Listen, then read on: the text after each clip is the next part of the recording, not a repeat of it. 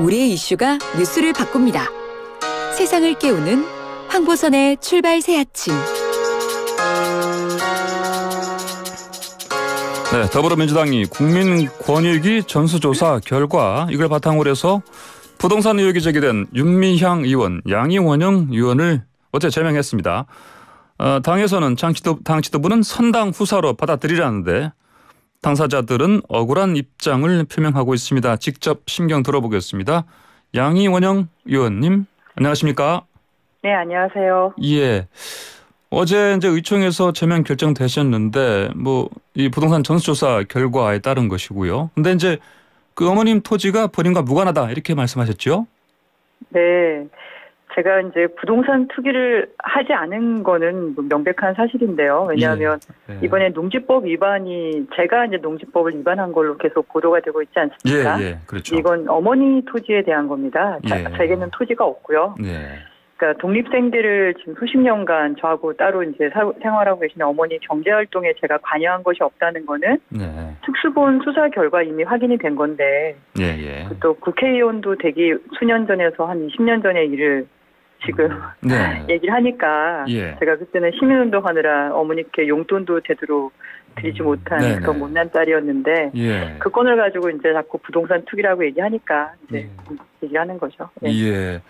그러면은 이렇게 제명하기 전에 당에서 어떤 소명 절차는 거치지 않으셨습니까? 말씀은 드렸죠. 예. 네, 다 알고 계시고요. 예. 네. 근데 소명이 억울한 일이라는 걸 알고 계시고 예. 이렇게 어머니 농지법 위반 의혹을 가지고 저한테 하는 거는 이제 연좌제 성격이다라는 것도 네, 의원님들 다 알고 계십니다. 예. 다만 이제 지금 상황이 정치적 상황이 누구누구 이렇게 곤란해서 할 수 있는 건 아니고 한꺼번에 그 권익위에서 나온 거니까 이렇게 할 수밖에 없다. 그렇게 말씀하시는 거죠. 그러면 이제 밖에서 소명하고 이거 의혹을 털고 들어오라, 복귀하라 이런 얘기 같은데 어떻게 하실 겁니까? 그러니까 농지법 위반 의혹을 소명하라 이렇게 말하면 사실은 맞지는 않고요. 제가 관여된 일이 아니니까. 네, 저와의 관련성을 다시 조사해서 소명해라 그러면은 특수본 수사를 또 재조사를 또 하면 되는 거니까. 어머니가 토지를 구매한 자금 출처, 독립생계 여부 이런 자료는 다 제출을 했고. 다시 제출하려면 다시 제출하고 그런 결과를 또 받아오라 그러면 또 받아와야 되는 거죠. 그러면 그런 절차를 다시 다 반복하셔야 되는 그런 상황이네요. 그러면요? 그렇죠. 특수본에서 다시 엄정하게 하신다고 하면 저는 하루빨리 결론 내려주시는 걸 기다리는 수밖에 없다고 생각합니다. 근데 특수본에서 이미 무혐의 처리한 거를 재수사할 수 있는 건 아니지 않습니까? 그래서 농지법 위반을 수사하는 건지 저는 어쨌든 어제 말씀드린 건 농지법 위반 의혹이 아니라 그 어머니 토지가 저와 관련성이 없다. 훨씬 또 전의 일이니까 그 건에 대해서 저는 수사받겠다 이렇게 말씀을 드렸죠. 예, 알겠습니다. 어제 그 의총에서요. 근데 이제 당에서 주장하는 선당 후사, 이제 당을 먼저 생각해라 이건데 이거에 대해서 비판 말씀하셨죠. 네, 저는 이제 권익위 조사 결과를 받아든 당의 지도부가 얼마나 어려운 결정이었을까 그런 거에 충분히 이해도 되고 저는 이제 이런 결정에 대해서 받아들여야죠 당연히. 그리고 제가 억울하다고 얘기해도 우리 한국 사회에서 벌어지고 있는 이런 처절한 억울함들에 비하면 저 개인이 얼마나 억울하겠냐 이런 생각도 듭니다. 왜냐하면 국회의원직은 또 유지가 되지 않습니까? 부도덕을 하더라도. 근데 저는 그것보다 저 개인에 대한 것보다 한국 사회에서의 정치 또 정당이 추구하는 가치에 대해서 좀 같이 한번 생각해보자 이런 취지로 저희 의원님들께 선배 동료 의원들께 말씀드린 거고요. 전근대성에 대한 말씀을 드린 이유가 제가 환경운동을 오래 해왔는데 특히 원전, 석탄발전소 이런 거를 반대하는 이유가 단순히 환경과 안전에 위협되기 때문만은 아니거든요. 이런 시설들이 명백히 생명에 위협이 되고 지역 경제에 어려움을 주는데도 불구하고 국가를 위해서, 국가 경제를 위해서 지역이나 소수 주민들 희생을 좀 강요하는 거에 제가 동의를 할 수 없었던 겁니다. 그래서 누구라도 이제 희생을 강요해서는 안 된다. 이런 철학적 신념 이런 것이 저는 있는 건데 이번 건에 대해서도 당을 당연히 먼저 생각하는 게 맞겠죠. 하지만 억울해도 개인이 희생하라 이렇게 얘기하는 그런 태도는 네네. 저는 우리 당의 강령에 비춰봤어도 맞지 않다. 네. 시민의 권리를 보호한다는 게 최우선인데 소속 이제 국회의원조차도 희생을 강요하게 되면 일반 국민과 시민들이 억울한 일이 생겼을 때 예. 우리가 그것을 적극적으로 해결해주는 정치 세력으로 인정받을 수 있을까? 예, 예. 이런 걱정이 되는 거죠. 예. 우리가 누구의 희생도 요구하지 않고 누구도 배제하지 않고 시민의 권리를 보호하는 것.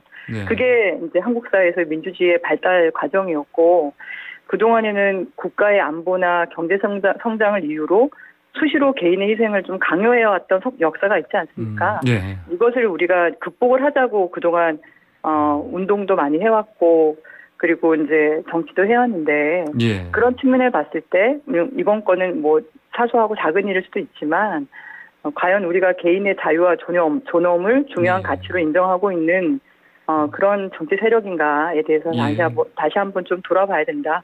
그렇게 말씀드린 겁니다. 예. 이게 그러니까 이제 합리적이든 비합리적이든 간에 이렇게 개인의 희생을 되면 강요한다든지 요청하는 건 어떻게 보면 이제 전체주의적인 그런 면이 있다. 이런 말씀이신 거죠? 한국 사회가 여전히 이제 그런 정근대성이 곳곳에 스며들어 있는데 정치는 그것을 좀 극복하는 모습을 보여줘야 되지 않겠냐. 우리가 지향하는 사회가 그렇지가 않지 않습니까? 네. 그건 뭐 조그마한 결정에도 그런 가치와 철학이 좀 담겨 있어야 된다. 그래서 이런 문제 제기를 전 던지고 나온 거고요. 네. 뭐 논의가 좀 더 될 수 있었으면 좋겠습니다. 네. 지금 이제 당 지도부에서 그 의원 12명에 대해서 이제 탈당, 출당 조치 대상으로 삼았는데 이제 양경원 의원님 비롯해서 2명, 비례의원 2명만 이제 먼저 이제 제명 조치를 했고요. 근데 나머지 그 지역구 의원분들 아닙니까? 그분들은 지금 어떤 상황입니까? 탈당계를 내신 분도 계신 걸로 알고 있고요. 이것이 이런 조치가 부당하다고 문제 제기를 하시는 분도 계신 걸로 알고 있습니다. 그분들 쪽에서는 뭐 강제로 또 제명 조치할 수 있는 분들은 또 곤란해서 살 수가 없는 상황이고요. 그렇죠. 저희는 이제 비례대표니까 그렇게 하신 거지만 지역구 의원들에게조차 이렇게 조치를 취하는 건 너무나 부당하지 않을까요? 기소가 된 것도 아니고 그래서 참 정치가 비정한 거라고 얘기를 하는데 그런 방식이 맞을지 다시 한번 저는 생각을 해보시면 좋겠다는 생각은 듭니다. 예, 알겠습니다. 자, 그리고 이제 그 의원께서도요, 그 국민의힘 향해서 이제 권익위 조사 빨리 받아라 이렇게 촉구하셨는데, 근데 이제 지금 야당에서는 아직 그 가족 개인 정보는 아직 이거 활용하라 이렇게 동의하지 않는 상황 아닙니까? 네, 처음에는 감사원 하시겠다 그러고 법적으로 맞지 않는 그리고 그다음에는 내셨는데 이제 조사해달라는 공문만 내셨다는 거잖아요. 네, 그러니까 마찬가지로 이제 부동산 투기 문제에 대해서 떳떳하시다면 조사를 받는 게 그게 이제 이해가 되는 태도가 아닐까. 그 정치가 자꾸 이제 꼼수를 부리는 집단인 것처럼 그렇게 취급받지 않았으면 좋겠다라는 생각이 들고요. 저희 어머니 건처럼 농지법 위반 의혹이나 이런 이제 일들이 거기도 많이 생길까봐 걱정하시는 게 아닐까 싶긴 한데요. 좀 합리적으로 같이 처리했으면 좋겠습니다. 이렇게 좀 이제 일각에서는 이게 뭐 시간 끌기 꼼수다 이렇게 비판을 하는데요. 그런 면이 있다고 보십니까? 언젠간 내시겠죠. 언젠간 시간 될 것이다. 끌면 뭐 얼마나 끌겠습니까? 국민들이 계속 보고 계신데. 알겠습니다. 자, 그리고 지금 민주당 그 현안 좀 여쭤볼게요. 이제 언론에서는 내홍이라는 표현을 쓰고 있을 정도인데 어제 그 의원총회 현장에서 그 대선 경선 연기안 두고 이제 경론이 오갔다 이렇게 전해지고 있는데 맞습니까? 근데 제가 그것까지 보지는 못하고요. 먼저 처리가 되고 나온 거고. 그 전에 이제 토론하는 거는 내부에서 여러 토론하는 거는 이제 지켜보긴 했습니다. 네네. 그러셨군요. 자, 그러면은 개인적으로 양희원영 의원님 의견은 어떻습니까? 이게 이제 뭐 물론 이제 저번에 엊그제 저희랑 인터뷰하신 정세균 전 총리께서는 이게 뭐 당헌을 바꿔야 될 문제도 아니고 오히려 이걸 논의를 해야 이게 당헌을 지키는 것이다 이런 얘기를 하셨는데 경선 연기 이거 어떻게 보십니까? 제가 알기로는 이 규칙을 정한 걸 당원에 명시를 했냐 마냐 이걸 떠나서 180일 전에 정한다고 그 규칙을 정할 때는 잠재적인 대선 후보자들께 사전에 다 조율을 하고 결정을 하신 걸로 알고 있고요. 그리고 그걸 정한 다음에 처음으로 적용하는 사례인데, 근데 그걸 바꾼다고 하면 어떻게 보일까 이게 좀 걱정이 많이 됩니다. 물론 저는 한편으로는 코로나19 감염병 위험으로 인해서 많은 사람들이 운집하는 그런 이제 왁자지껄한 그런 자리를 만들지 못하는 것이 걱정이 될 수도 있긴 한데요. 국민의힘에서 이번에 당대표 선거나 이런 걸 봤을 때 거기도 뭐 사람들이 많이 모였다고 되는 건 아니잖아요. 사실은 내용에 있어서가 중요하고 그리고 몇몇의 사람들이 더 중요하지 않을까. 전 뭐 아까 제가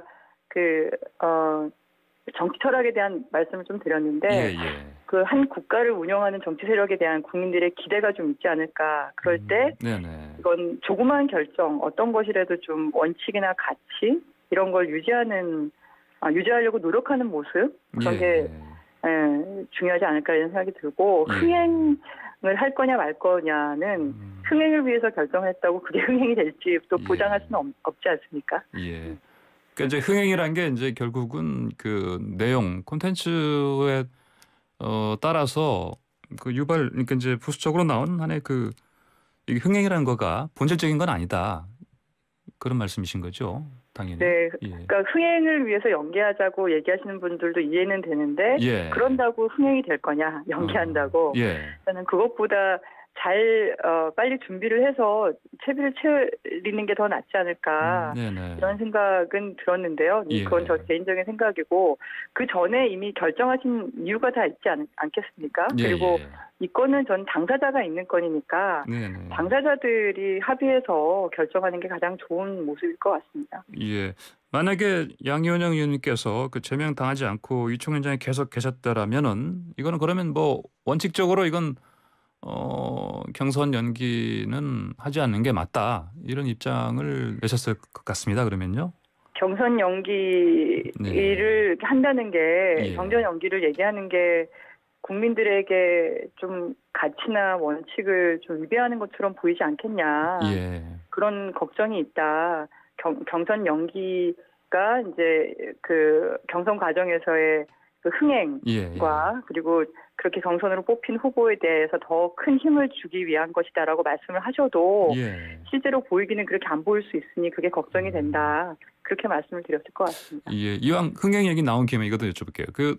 이제 이준석 돌풍이라고 얘기를 하는데 이제 그냥 일단 봐서는 흥행을 성공하는 거 아니겠습니까? 전당대회를 통해서도. 그럼요. 36세 청년 대표가 대단하시죠. 그러면은 그 이준석 그 당대표가 가져온 이 돌풍이 이 흥행이 이게 부수적으로 나온 거다 이게. 그러니까 이게 원래 그냥 흥행 때문에 이준석 당대표가 된 것이 아니다. 이런 의견이신 건가요? 그러면요? 저는 이준석 대표님이 굉장히 젊은 청년이시지만 정치 경력은 저보다 훨씬 많으시거든요. 10년 넘게 하신 거잖아요. 그리고 공정의 가치를 이제 내세우셨는데 그 내용에는 어떻게 보면 그 무한 경쟁 시대에 대한 철학을 좀 담고 계시죠. 저는 이제 보수의 핵심적인 가치라고 생각을 합니다. 저희 민주당이나 저희 진보를 얘기하는 사람들은 좀 약자들이 기울어진 운동장에서 제대로 좀 사회적인 안전망을 가지면서 더불어 잘 사는 사회를 만들어내자. 분배의 가치를 더 중요하게 생각을 하죠.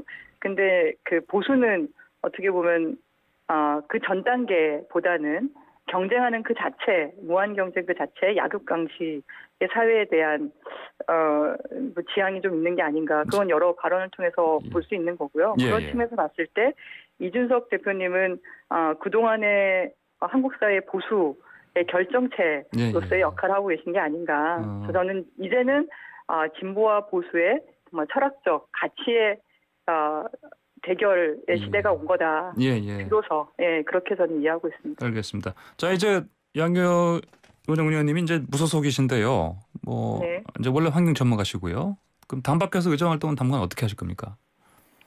지금 하는 것처럼 열심히 해야죠. 예. 근데 이제 예. 제가 당의 여러 TF나 특위에 참여를 하고 있었어요. 예, 어제 예. 이제 네. 그 모든 방에서 빠져나오면서 보니까 네. 한 5개, 6개 정도 되더라고요. 예, 예. 그러니까 당분간 그 활동을 하지 못하니까 뭐 예. 오전 보통 한 7시 반이나 8시부터 회의를 주로 했었거든요. 예. 네. 그런 시간이 좀 비니까 좀 더 현장에 갈 시간이 많아지지 않았나 생각이 듭니다. 저는 예. 원전과 석탄 발전소를 예. 대신해서 재생에너지를 확대하는 것이 미래를 위해서 안전하고 깨끗한 한국 사회를 만드는 일에서 핵심적인 일이라고 생각하는데 예. 여러 갈등들이 많지 않습니까? 가짜 네. 뉴스도 흔하고 그래서 이런 것들을 좀 해결할 수 있는 현장에 보다 더 가까이 가고 예. 거기에 시간을 더 많이 써야겠다. 예, 다만 이제 제가 이게 민주당원이 아니다 보니까 뭐 그런 어떤 분이 그런 얘기를 하시더라고요. 이제 민주당에서 4대강 문제를 얘기할 의원이 안 계신가요? 이렇게 얘기하시던데 저는 그런 분은 민주당 내에도 충분히 있기 때문에 제가 네네. 그 가드 역할을 할 수도 있는 거고요. 네, 알겠습니다. 현장에서도 네네 그런 역할을 많이 하려고 노력할 겁니다. 알겠습니다. 오늘 말씀 여기까지 듣겠습니다. 감사합니다. 네, 감사합니다. 네, 지금까지 양희원영 무소속 의원이었습니다.